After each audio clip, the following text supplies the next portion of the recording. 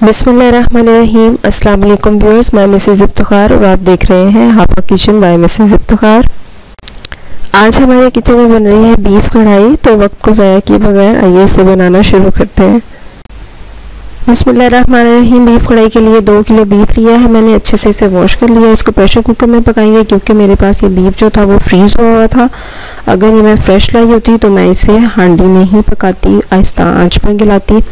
अब साथ ही इसमें शामिल कर रही हूँ 3 मीडियम साइज़ के प्याज हैं, 2 जो हैं बड़े वाले साइज़ के गार्लिक बंच है जिन्हें मैंने छील लिया है। 1 चम्मच भर के जा रहा है इसमें नमक, 1 चम्मच ज़ीरा, 2 चम्मच जाएंगे खुश्क धनिया पाउडर, और इसमें जा रहा है जी दालचीनी पाउडर आधा टीस्पून, हल्दी 1 टीस्पून हींग, और इसमें डाल रही हूँ मैं तकरीबन 1 लीटर के करीब पानी, जो कि इसको गलाने के लिए मोर देन सफिशेंट होगा। अब इसको बंद कर देंगे और इसे 15 मिनट के लिए हम चूल्हे पर रखेंगे। 15 मिनट से मुराद है कि जब इसकी सीटी घूमना शुरू करेगी तो हम टाइम देखेंगे और 15 मिनट तक इसको घुमाएंगे। जी ये देखिए जी, प्रेशर कुकर खुल चुका है। 15 मिनट के बाद मैंने इसे खोला है, लेकिन इसमें भी पानी मौजूद है। तो मैं क्या कर रही हूँ, इसमें से जो भी मेरा बीफ है जो गल चुका है उसको मैं निकाल लिया है बाहर, और इसके अंदर प्रेशर कुकर में पानी बच गया है। इस पानी को टाइम टू टाइम इसके अंदर कढ़ाई में शामिल करती जाऊंगी और इसको भूनती जाऊंगी। बुनाई करते वक्त क्योंकि पानी की हमें ज़रूरत पड़ती है, तकरीबन 10 से 15 मिनट तो हम बुनाई करते हैं। अब ये देखिए जी, यहाँ पे इसको जो है अब हम मज़ीद स्पाइसेस इसमें ऐड करेंगे और इसको अच्छी तरह से भूनना स्टार्ट कर देते हैं। सबसे पहले इसमें जाएगा जी टमाटर, क्योंकि हमने पहले टमाटर नहीं डाले थे, इनको मैंने चॉप कर लिया है। 2 टमाटर थे मेरे पास।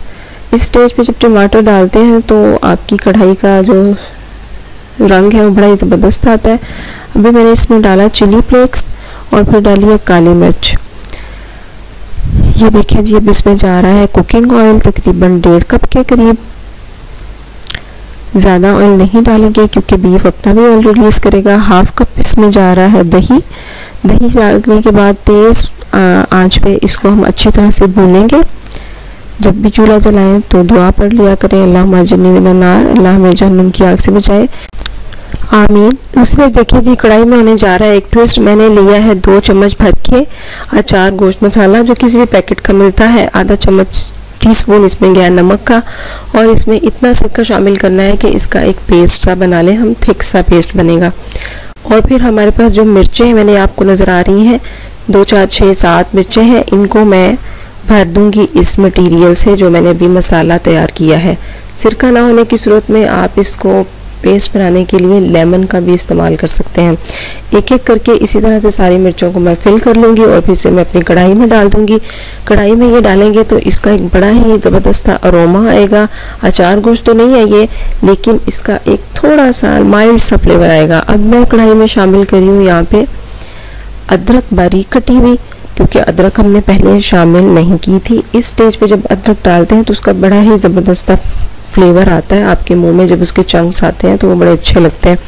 और जो स्पाइस बचा था मेरे पास अचार गोश्त का, वो भी मैंने इसमें डाल दिया ताकि वो वेस्ट ना हो, उसका भी थोड़ा सा इसमें टेस्ट आ जाएगा। मैं स्पाइसेस बहुत थोड़े थोड़े इस्तेमाल करती हूँ। ये मैंने लास्ट में गरम मसाला डाला है, बिल्कुल 1/2 टीस्पून जो है ना, बहुत ज़रा मुन्ना सा। अच्छा जी, एक अलग पैन में मैंने लिया है आधा कप ऑयल और इसके अंदर मैं डाल रही हूँ ज़ीरा और बटन रेड चिलीज़। इनसे हम लगाएंगे कढ़ाई में तड़का, जो कि इसका मज़ा और भी दोबाला करने वाला है। ये देखिए जी, ज़बरदस्त सा तड़का इसमें लग चुका है अल्हम्दुलिल्लाह।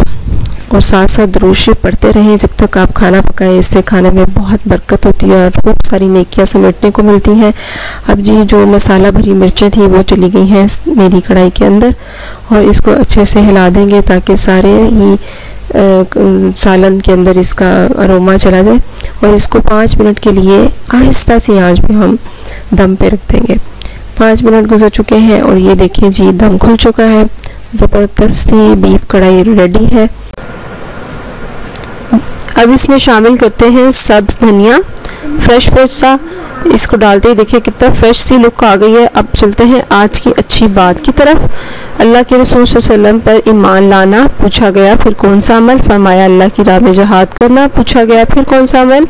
आप सल्लम ने फरमाया हज मबरूर। अल्लाह ताला हम सब के लिए ऐसी आसानियाँ पैदा करे कि हम हज और उम्रे की सआदत हासिल करें। आमीन सुम्मा आमीन। तो व्यूवर्स, ये थी मेरी आज की रेसिपी। उम्मीद करती हूँ आपको पसंद आएगी। दुआ में याद रखिएगा। ज़िंदगी रही तो फिर मिलेंगे एक नई रेसिपी के साथ। Thank you for watching my channel. Have a good day. अल्लाह हाफिज़।